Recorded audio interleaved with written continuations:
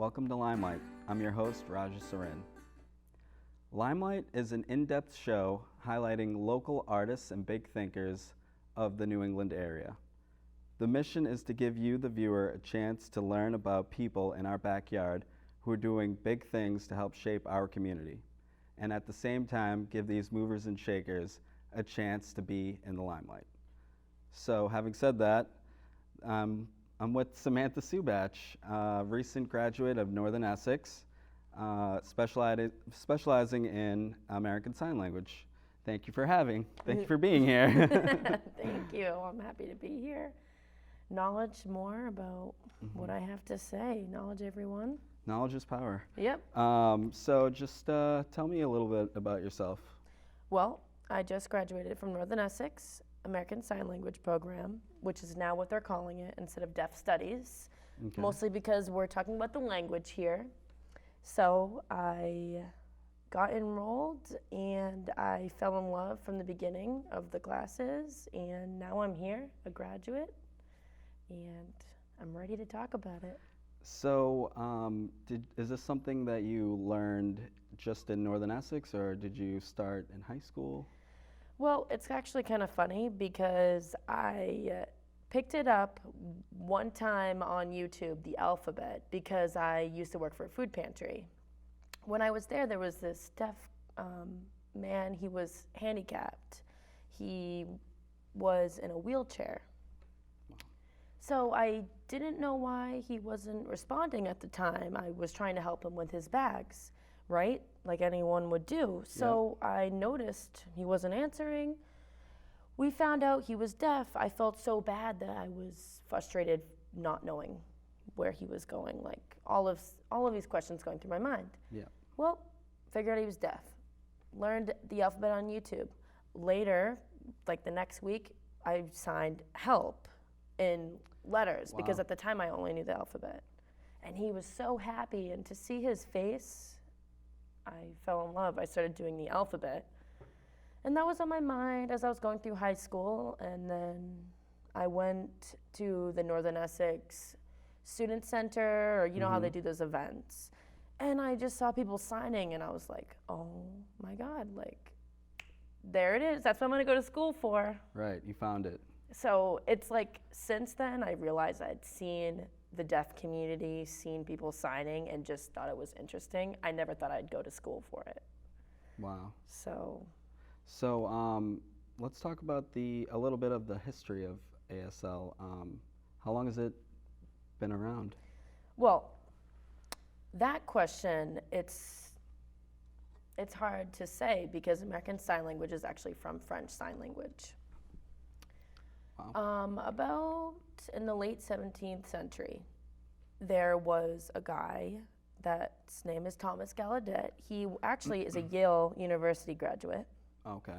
And he lived in Connecticut. He wanted to educate the deaf community. He, similar to me, met a deaf person, wanted to help, felt encouraged to educate the deaf children. So along the grapevine, he ended up going to Europe, tried to figure out what they were doing for their schools over there for the deaf children. That happened. Some things didn't go as planned. He ended up going to Paris, France, where he met Laurent Clerc, whom is a big founder to our American Sign Language. Oh, wow. He is a deaf teacher, Laurent Clerc, from the university over there for the deaf. And when he met Thomas, I guess somehow along the line, he persuaded him to come to America. They picked up French Sign Language as Thomas was teaching him English. And really the history started from there because they made their first American Sign Language school for the deaf right there in Hartford, Connecticut. Wow. That's amazing. Yeah. And that was, I believe, 1817. So it's been some time. So it's still fairly new, almost in a way. It is because, I mean, it wasn't until the 90s was American Sign Language a linguistic language, had rules. Obviously, there was always some type of understanding from one another. Yeah. But when I went to school, I realized I read all these books. These books aren't even that old. Yeah. It's still evolving, just like English with our slang, you know. There's Right, words I right. don't even know that people are telling me, and I was born here, so Yeah. it's the same thing, you know. Yeah. Wow, that's something. So let's talk about your Northern Essex experience. After you graduated, did you intern or? I actually interned to get the degree. I had to do Okay, X amount of hours, and I had an amazing intern experience, actually. So at the time, I was in love with Maine as I was here, right? Long story short, I loved Maine. There's an island in Portland, actually Falmouth, but they're kind of all together in that town, right? Yeah. And the island is for the school for the deaf, and it's for children, I believe, up until 5th grade. I interned at the Disability Rights of Maine, that service right there. Okay. On that island, why it's so important to me is that made me realize the advocacy side for people that have a disability with a variety of accessibility. And I was practically seeing the social work side of a lot of the language and how, of course, all of us humans go to social services when we need things or in bad times and whatnot. Right, right. So that was the beginning of my advocacy side of American Sign Language. Okay. So.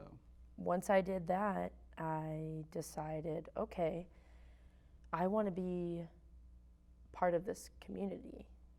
I'd like to help the people that I was around. I mean, they would come with civil rights issues, being discriminated for being deaf. And seeing that and like having the empathy that I do have, it's like, oh my gosh, like I feel so bad, like tell me more, like, and it's not even about being deaf, right? Because that's discrimination, right? I'm not gonna just say that because they're deaf, but because this is a real life story that they're getting kicked out of their house because they're deaf or, you know. So that was a big deal to me. I realized how many people were getting discriminated for having a disability. Not even just the deaf population, but the blind were also going there. Wow. The deaf and the blind, which is a whole nother ball game. Right. Whole nother story to that. Yeah. So when I interned there, I learned a lot about the assistive technology Okay. that they offer people that are deaf. We live in a hearing world. I don't even expect you to know what the deaf population would need in their house. You're probably so used to knocking on the door or pressing the button, right? Doorbell. The doorbell. Yeah. And when a deaf citizen moves into an apartment and they don't have that, how do they know the pizza came? Right. It's pretty important, you know? Yeah.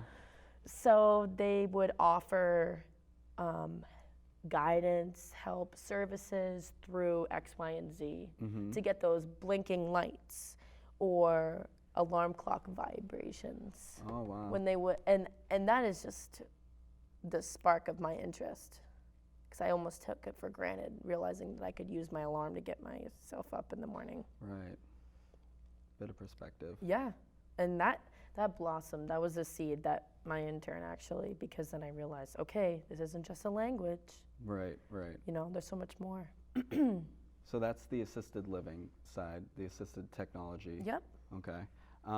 So what else did you pick up from the DRM? Like as far as did you learn about any events or gatherings for people to get together? They're a great sponsorship, like a lot of the deaf community we have here in Haverhill. They host events. This is a very big community. So if they're hosting this is actually a perfect example. So when taxes come around, there is people at a bunch of services, including like Deaf Inc.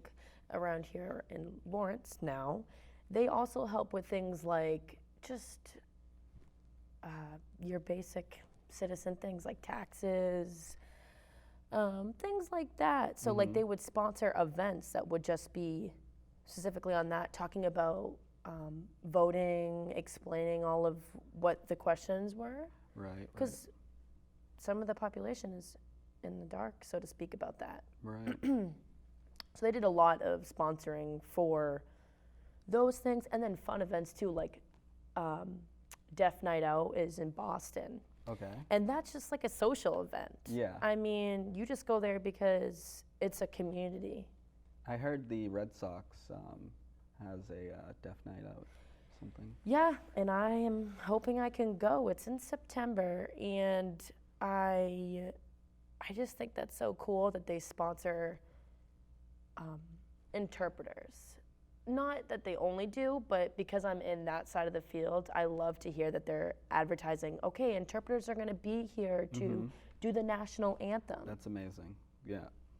Which they do in a lot of places, but they also don't in some. Right. So similar to movies, they do a lot of Broadway ASL.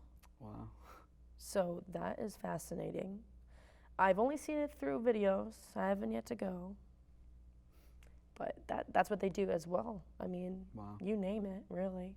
Yeah, it's that's so interesting to think of all the different uses of sign language and just everyday, in the everyday world that we live in. Yeah, I mean, sometimes we take it for granted what we have to our demand. And that's why I will tell you that I am going to school to be an interpreter for ASL, mostly because I want to be promoting total communication. The thought of going through that process, calling someone or having to contact an interpreter and having them not come to your medical appointment, them calling out, and then that person is left Yeah. in confusion. Yeah, it's not good. And because there's such a high demand for interpreters, and I don't know if you know this, but there is a pretty large population of Haverhill, definitely Lawrence, and forgive me because I'm sure that there's millions, you know what I mean? Yeah. But it's in high demand to have interpreters in New England, especially legal interpreters, all of these things, Right. Yeah. In case, say, a person gets pulled over and they don't know how to communicate with the officer. Yeah, that's a big one. Right. And it's funny you mentioned that because Deaf Inc. just sent out a newsletter about these cards. And I'm not sure if you need it or what, but it's a guide if you were to be deaf or hard of hearing. Mm-hmm. And you get pulled over, there's no communication. It can explain on this card, the best way to communicate with me would be writing things down or texting or calling an interpreter, which is Right. obviously, from what I view, mostly preferred because then you know that the communication is there. Right. So, yeah, there's a lot. I could talk for a while. I love this. That's good. That's good. This is So, you were telling me about this term autism. What is that? autism. So, I can give you an example, and you'll know exactly what I'm saying. So, you said, oh, when a deaf person gets pulled over. Well, there's people out there that go, oh, deaf people are driving? Right. How can deaf people drive? And it's like, ignorance is bliss, right? So, it's like, I'm not going to be judgmental. That's not who I am. Right. But they can drive. They're Yeah. not an alien, you know? Right. Maybe they can drive So too. But, yeah. it's a bit of a like a lack of understanding on. Yeah, so autism in definition form, away from the example, is like thinking you're superior to the deaf population. Maybe you think that they can't do the things that you can do, but I feel like the deaf community doesn't base on what they can't do, it's what they can do. Of course they can drive. Yeah. So that's an example of autism, or thinking that they are illiterate to language, so to speak, learning in general. When I mentioned the Thomas Gallaudet exploration, him in particular, he wanted to teach these deaf children their primary language. They didn't want to segregate them. Right. And autism is kind of like that gray area where maybe you think that they should be talking, but they can't even, if they Right. can't hear themselves, that's not their language. Right. So that's one of the reasons why it's important to learn the language, know that they, and when I mean they, I mean children in general can pick up sign language. Right. That doesn't mean you, Yeah. just because you can't speak, that doesn't mean that you can't function and have the cognitive language that you choose. So, Right. yeah. So now, just to bring it, present day, what are you doing for work now, as far as Yep, out of school? right, that's the big question. Yeah. I mean, I'm still shocked that I graduated only because it's like, I still want to learn so much more, Yeah. Now that I'm graduated, I happen to work at a learning center in New Hampshire, and I actually use sign language. So, is that my forever home? Definitely not. I want to do interpreting, wherever that road takes me, but I'm using sign language with children that are hearing right now. And that brings up the whole idea that sign language can be used for everyone. Right. Yeah.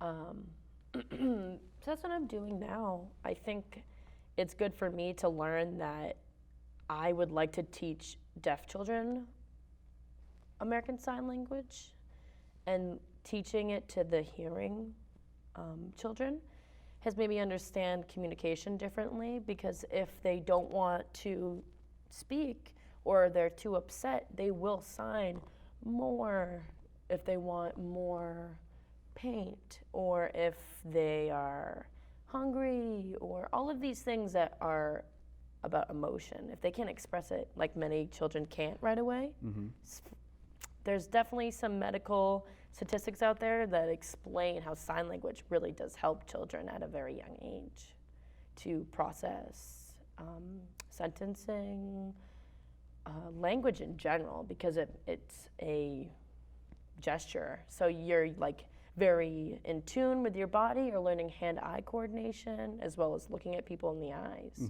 That's a big one. Right. You can't sign unless I'm looking at you. Right. Yeah. So I love what I'm doing right now. It's brought me to a point where I love working with kids. So I'm blessed, because it's like, do I want to work with the kid population? I don't know. Well, you're good at it. Yeah. I know you're good at it. Yeah. Can we talk about the different types of sign language? Because I know there's not just American Sign Language. There's also Rochester method and a couple different methods. Yep, we briefly talked about this. Okay. And I've been waiting to tell you. So, American Sign Language, first of all, is not universal, right? Like I told you, there's French Sign Language, which definitely has a lot to do with American Sign Language that we have founded now. But they're inside American Sign Language, as we've grown to have the linguistic rules. Before that, there were parents teaching their deaf children signs that they were creating at home, which is the root of home sign, which is still American Sign Language. Right. It's more gestural in some ways that I've noticed, but home sign is a big one. Rochester method, like you mentioned, is actually in Rochester, New York. When there was a school for the deaf there, Right. they were spelling out every single word. Like if I wanted to say I want to go to bed, You have to spell it. you would be saying IWAND,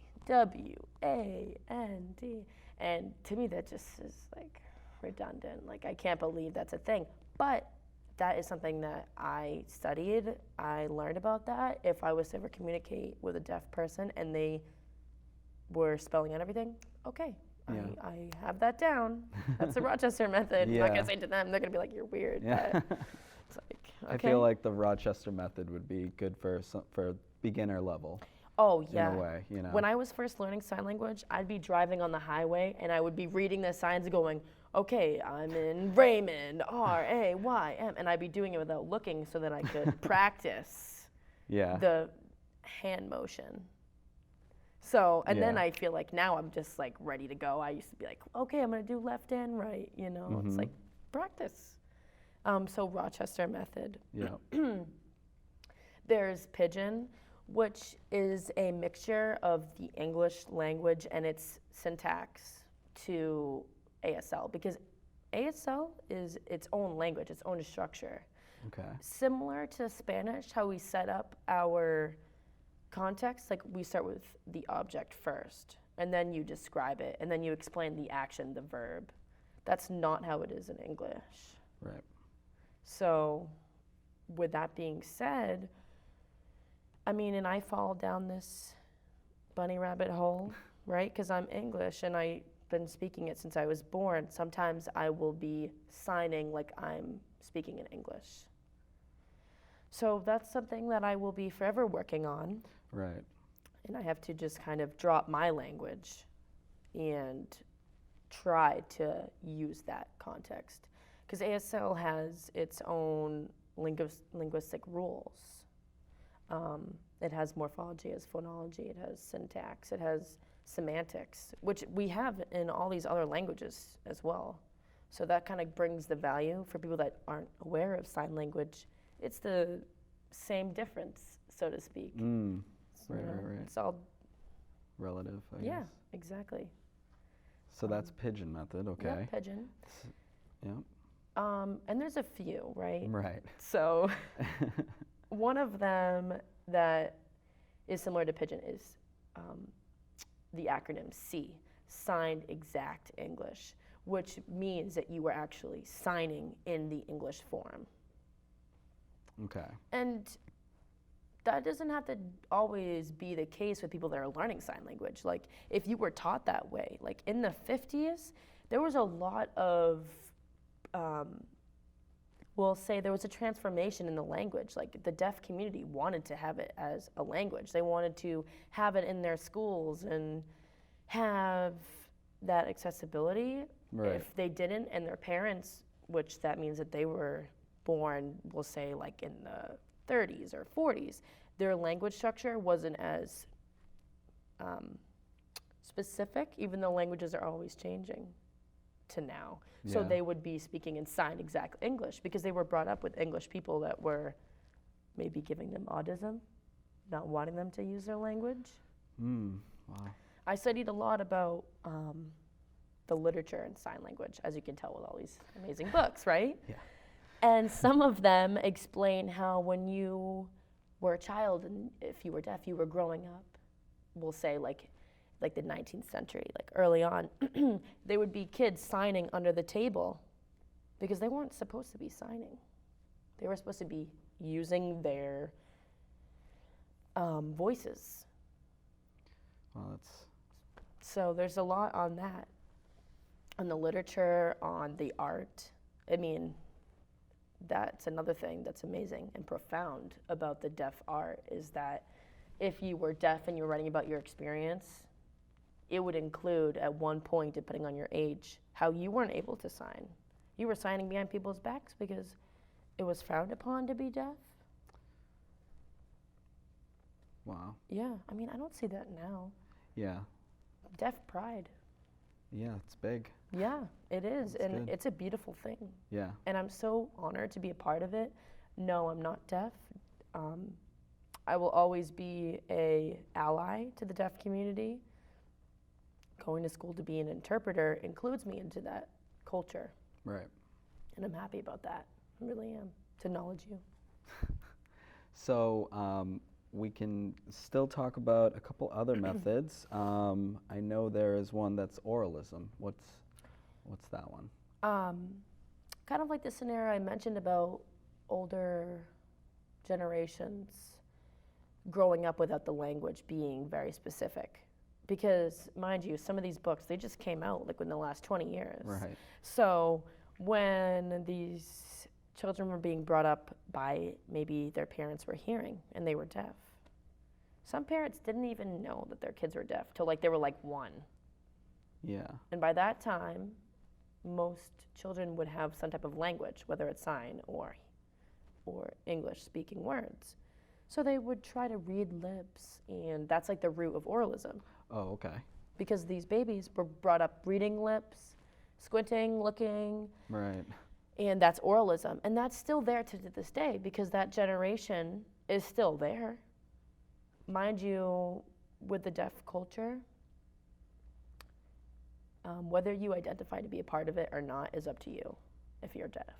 If you are proud to be deaf, you'll probably use sign language, American Sign Language, or Russian Sign Language, or any other country really has their own sign. Right. So you could identify. Specific. Yeah, you Yeah. could be happy to have that language.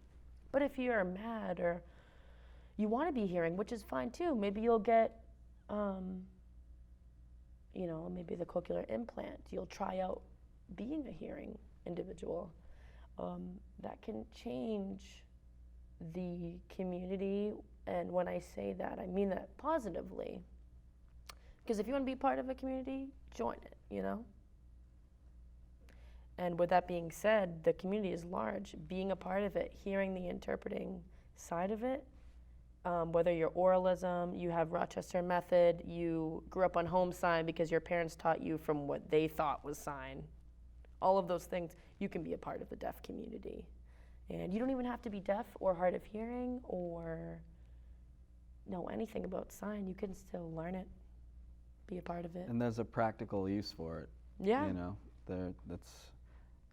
It's amazing. So now recently there was a bit of an issue with the gas lines in North Andover. There was a big explosion. Yep.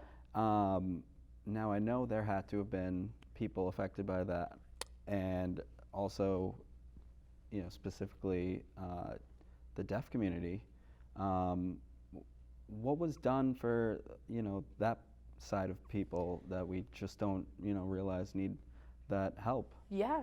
Well, I actually am so grateful because my Northern Essex classes, there was an interpreting side, there's social services with the ASL, and those teachers are also certified, nationally certified interpreters. And I believe a few of them, and one of my most dear, loving teachers, she went there and she helped for hours trying to locate some of the deaf citizens that lived in North Andover, Haverhill. I'm pretty sure it was only those two towns. Lawrence too. Lawrence, yep. Yeah. They didn't, the police, the town, they didn't know all the deaf individuals. Yeah. So there was these interpreters running around trying to help. I found out that there was some deaf families that actually had no idea that the gas was even exploded. Right. And that is so sad. Terrible. So that's the advocacy part to where I stand. Okay, we need to be aware of these things. So there should be some more people, learning sign language and trying to assist. Yeah, and that reminds me, where there is a school in Washington, D.C. for American Sign Language, but also for people that are deaf. They just did a Starbucks that's all in sign language. There's hearing people there, but they all learned sign language. They didn't get a degree in it, they learned it. It's a language. Right. And it's awesome things like that keep us growing, Yeah, definitely. So let's talk about, the last thing I wanted to talk about was, I know that the school curriculum is changing a little bit more at Northern Essex as far as offering more classes for deaf American Sign Language studies. Is that something you're going to be doing when are you going to be going back to school, or? The answer is yes. Yeah. Yep. I'm actually going to the interpreting side of Northern Essex because I got my associates. They actually switched it. It's not deaf studies because so many people, and this is a great example of autism, will be like, oh, are you working to prevent the deaf gene or whatever? And it's like, no, we're learning the language. We're actually encouraging and helping. Right.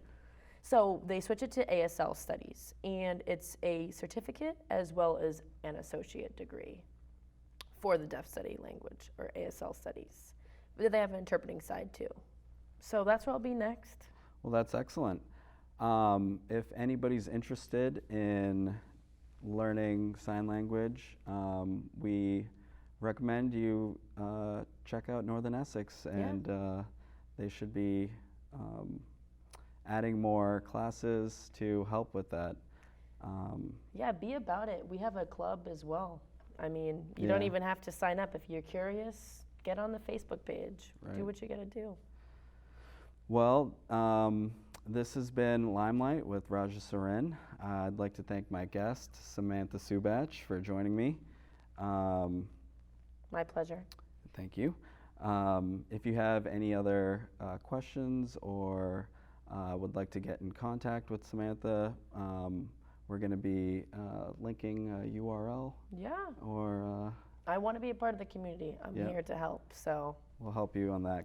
So thank you guys for checking us out. We'll see you next time.